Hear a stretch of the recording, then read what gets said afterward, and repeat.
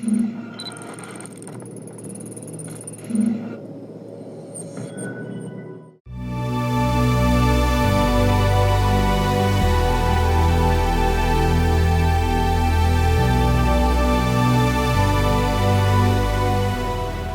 people started climbing up here in the 80s first, I think Tim Tula, and they climbed the obvious crack systems.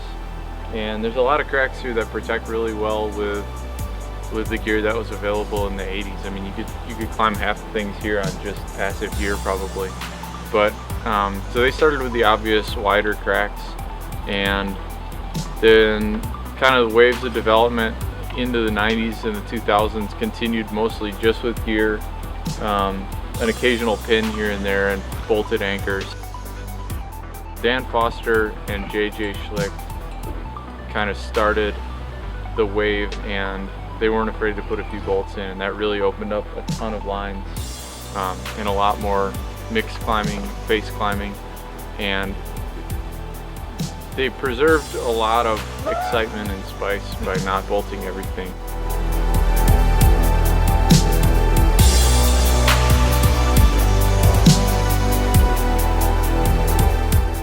Bolting in between the columns continued with John Crawley and Dave Bloom and myself just in the past few years.